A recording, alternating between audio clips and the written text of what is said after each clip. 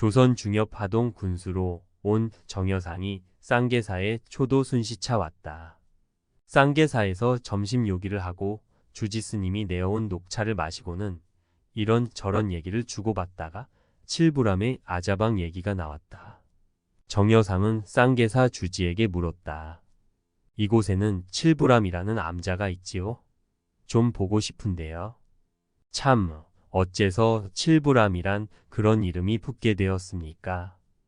예, 그 칠부람은 신라 제5대 바사왕 23년서기 102년 김수로 왕의 7 아들이 출가하여 그곳에서 모두 성불하였기에 붙여진 이름이지요. 제가 듣기로는 그 암자의 아자방이 유명하다고 하던데 사실입니까? 사실입니다. 좀 유명하지요. 어떻게 유명합니까? 예, 그 아자방은 방 자체도 크지만 방의 형상이 아자 형식으로 되어 있어 아자방이라 합니다. 높이가 12자인데 높은데도 참선하는 스님네가 있고 낮은데도 참선하는 스님네가 앉아 정진하지요. 불을 떼면 높은 곳이나 낮은 곳이나 함께 더우며 한번 방이 덮여지면 석 달 열흘 동안 불을 떼지 않더라도 방안이 훈훈하다고 합니다. 정여상은 내심 놀랐다. 그렇군요. 이거 호기심이 나는데요. 쌍계사 주지는 군수 정여상이 반응을 보이자 신이 나서 말했다. 설계는 신라효공황 때 담공선사가 했지요. 참 특이한 온돌식 난방 구조입니다. 동양에서는 유일한 대선방이며 오직 우리 조선에만 있는 유일한 난방 구조입니다. 아무나 들어갈 수 있습니까? 웬걸요? 거기는 아무나 들어갈 수도 없고 볼 수도 없습니다. 오로지 참선 수도하는 스님네만 입방이 허락됩니다. 제가 좀 보려고 하는데 안내해 주시겠소? 좀 곤란합니다.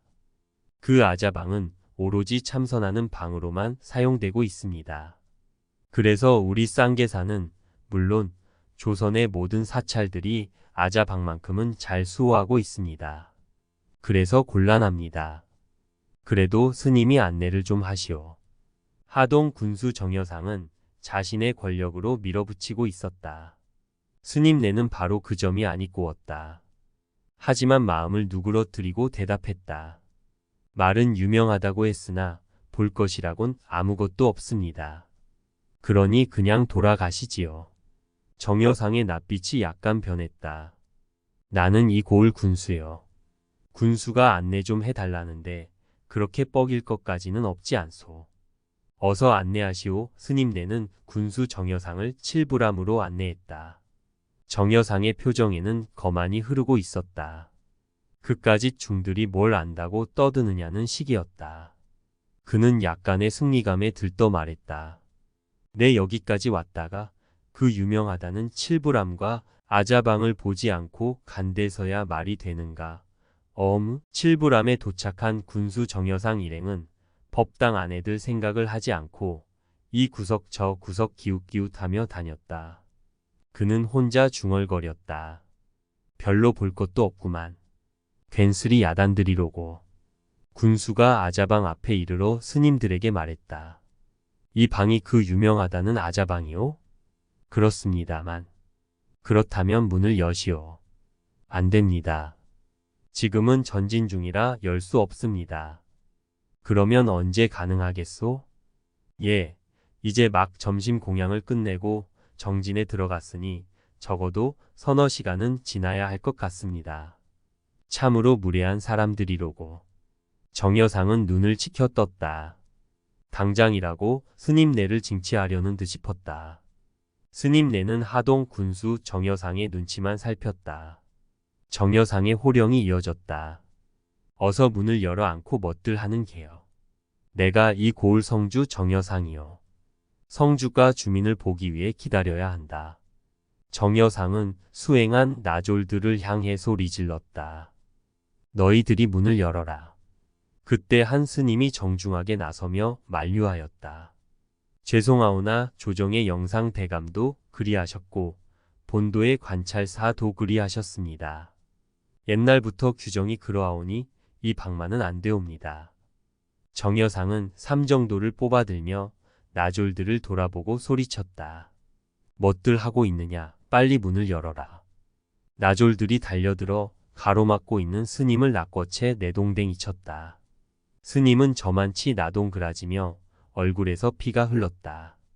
나졸들은 무자비했다. 그 중에 한 나졸이 방문을 열어 젖혔다.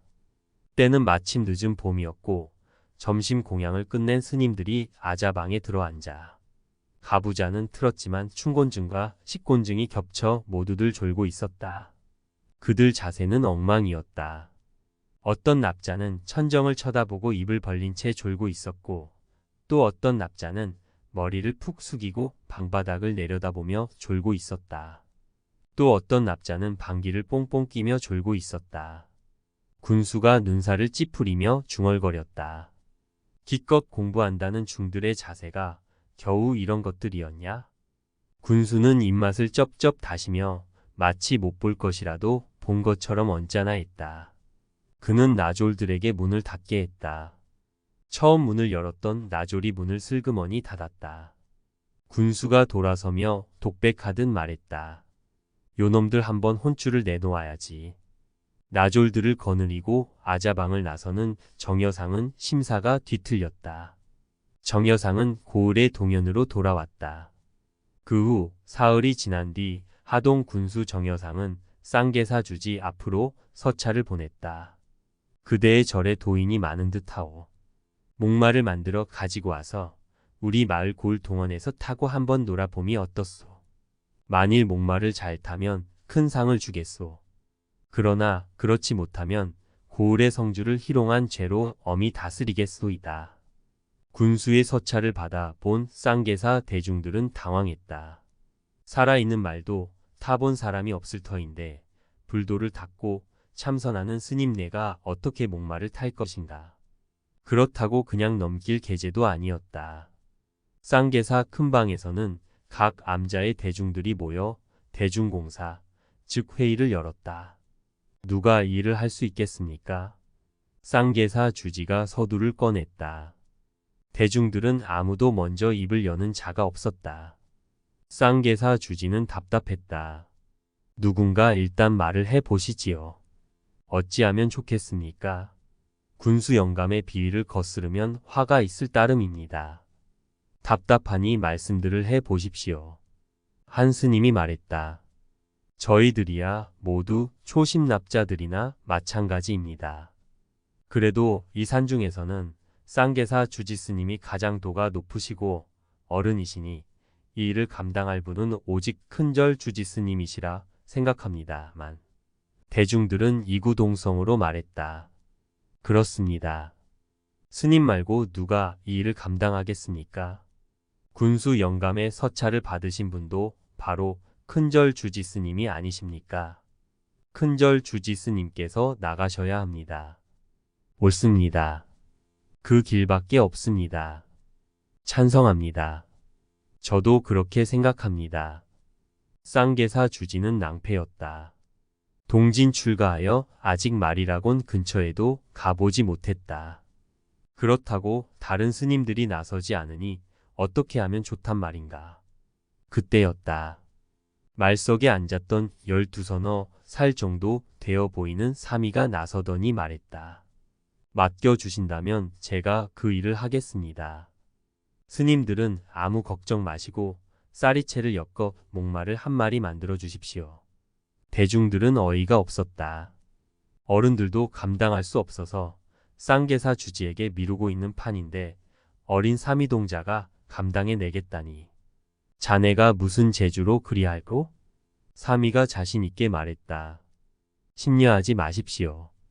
제가 기필코 성스러운 아자방을 환난에서 구하겠습니다. 그러니 제가 말씀드린 대로 어서 목마나 준비해 주십시오. 스님들은 하는 수 없었다. 사미의 말대로 쌀이채로 목마를 만들었다. 어차피 다른 스님들도 감당치 못할 바에야 자처하고 나서는 사미에게라도 한 가락의 희망을 걸고 싶었던 것이다. 사미는 절의 나무하는 일꾼인 부목에게 목마를 운반하게 했다. 하동 군청 마당에는 동원들을 가득 메운 구경꾼들이 이미 빽빽이 들어차 있었다. 사미가 먼저 들어가 동원 마당에 섰고 두목이 목마를 짊어졌다 동원 마당에 내려놓았다. 군수인 정여상은 사미를 보자 코웃음을 치며 말했다. 쌍계사에는 그리도 사람이 없더냐? 저 어린 사미가 목마를 탄다고 나왔으니. 그래 사미야, 내가 정녕 목마를 탈 수 있겠느냐? 사미가 군수를 바라보며 말했다. 사람이 없는 것이 아닙니다. 저희 쌍계사 회상에서는 소승이 가장 어리고 또한 도가 가장 낮습니다. 하오나 제가 반드시 군수님의 소원을 풀어드리지요. 당당하고 막힘이 없었다. 정여상은 사미의 그 의젓함에 호기심을 느꼈다. 그렇다면 좋다. 내가 목마를 타기 전에 물어볼 말이 있는데 대답해 줄 수 있겠느냐? 예, 소승이 비록 저희 회상에서 가장 어리고 또한 가장 미약하옵니다만 말씀만 하신다면 대답해 올리겠습니다. 말씀하시지요. 그놈 참 맹랑한 놈이로고. 본론으로 바로 들어가시기 바랍니다. 정여상이 정색을 하고 물었다. 알았다. 내가 며칠 전 쌍계사 칠부람에 갔을 때 들은 말로는 아자방에는 도인들만 있다고 했는데 내가 보기에는 앉아있는 모양새가 영 도인 같지 않더구나. 사미가 대답했다. 원, 군수 영감님도 도인이라고 뭐 특별한 모습이 있겠습니까? 또 겉모양으로만 사람을 판단할 순 없겠지요. 하긴 그렇기도 하구나. 그럼 내게 묻겠다. 하늘 천정을 쳐다보고 졸고만 있는 중은 무슨 공부를 하는 것이더냐? 그것은 앙천성수관입니다. 앙천성수관이라니. 그게 무슨 뜻이냐? 네, 하늘을 보고 무량한 별들을 관하는 공부입니다. 별은 왜 쳐다보고 관하는고? 원, 군수 영감님은 그것도 모르십니까? 위로 천문의 이치를 통하고 아래로는 땅의 이치를 달해야만 천하만사를 다 알게 되고 따라서 천상에 태어난 중생들을 제도할 수 있기 때문입니다. 내 말이 그럴듯하구나. 그럼 머리를 숙이고 방바닥을 들여다보며 졸고 있는 중은 무슨 공부를 하고 있는 것이지? 사미는 거침없이 대답했다. 예, 그것은 지하망 명관이라는 공부법입니다. 지하망 명관? 그렇습니다. 사람이 죄를 짓고 죽으면 지하의 지옥에 떨어져 무량한 고통을 받게 됩니다. 지하망 명관이란 지하에 떨어져 고통받는 중생을 어떻게 하면 제도할 수 있을까를 일심으로 관찰하고 숙련하는 공부법입니다. 그놈 제법이구나. 그러면 몸을 제대로 가누지 못하고 전후좌우로 흔들며 이리 기우뚱 저리 기우뚱하며 졸고 있는 중은 무슨 공부를 하고 있는 것이냐? 예, 그것은 춘풍양유관이라는 공부법이지요. 그것은 또 무슨 의미더냐? 예, 공부하는 도승은 유에 집착해도 안 되고 무에 집착해도 안 됩니다. 고와 낙성과 새, 그 어느 것에도 집착해서는 중도를 이룰 수가 없습니다. 그것은 마치 봄바람에 버드나무가 전후좌우 어느 곳으로 흔들려도 마침내 어느 한쪽에 기울 수 없는 것과 같은 이치입니다. 그래서 공과 유, 선과 악, 죄와 복 등 어떠한 보응에도 걸리지 않는 관을 하는 것입니다. 이를 춘풍양유관의 공부법이라 합니다. 정여상은 사미의 대답이 이치에 딱딱 들어맞는데 내심 혀를 내둘렀다. 그러나 태연하게 다시 물었다. 그건 그렇다 치고 그러면 방귀를 뽕뽕 끼어 대고 있는 중은 무슨 공부를 하고 있는 것인고? 예, 그것은 타파칠통관이라는 공부법입니다. 타파칠통관이라. 거 참 재미있어 보이는구나. 그래, 그 뜻은 무엇이지? 예, 사람이 무식하기만 하고 고집만 세어 남의 말을 듣지 않고 뭐든지 제 마음대로만 하려는 사또와 같은 칠통의 무리들을 깨닫게 하는 공부법이지요. 그놈 말버릇 한번 고약하구나. 그래, 잘 들었다. 사미에게 계속해서 두들겨 맞은 군수 정여상은 앉아있는 여러 아정과 관료들과 백성들을 돌아보며 무한한 표정을 지으며 말했다. 아직 젖비린내도 가시지 않은 너의 식견이 이처럼 논리정연하고 고매하니 그곳에 있는 도승들이야 더 말할 게 있겠느냐? 이제 더 물어볼 말이 없구나. 어서 목마나 타보도록 해라. 사미는 자리에서 벌떡 일어났다. 그는 쌀이채로 만든 목마 위에 턱 걸터 앉더니 고사리 같은 여린 손으로 말의 궁둥이를 후려치며 말했다. 어서 가자 목마야. 미련한 우리 아동 군수 정여상 영감님의 칠통 같은 어두운 마음을 확 쓸어버리자. 그리고 그 마음에 태양처럼 밝은 부처님의 반야광명이 비치게 하자꾸나. 사미가 한번 발을 구르니 쌀이채로 만든 목마가 터벅터벅 걷기 시작했다. 이를 바라보는 스님네는 마음속에 깊은 감사의 기도를 올렸다. 목마는 동원 마등을 대여섯 바퀴 돌더니 둥실둥실 떠서는 공중으로 연기처럼 사라져 버리고 말았다. 군수와 육방 권속들 그리고 구경을 나오는 고을 백성들은 너무나도 놀라 벌어진 입을 다물 줄 몰랐다. 그 자리에 참석했던 스님들은 그 사미가 다름 아닌 문수동자의 화현임을 뒤늦게 깨달았다. 그리고 사미가 목마를 타고 사라져 간 쪽의 하늘을 향해 무수히 많은 절을 올렸다. 한편 군수 정여상은 그 뒤부터 마음을 고쳐먹고 불심을 발하여 부처님의 가르침을 독실하게 믿게 되었다. 군수는 쌍계사와 아자방의 스님들을 생불처럼 공경하고 공양하였다. 이쯤 되니 육방 권속들을 비롯하여 하동 군민은 물론 백성들도 부처님을 신봉하게 되었고 부처님의 교법이 널리 퍼져 마침내 화장장엄 세계를 이루게 되었다. 아자방은 지방 유형문화재 제144호로 지정되어 있는데 현존하는 건물은 1982년에 복원된 것이다.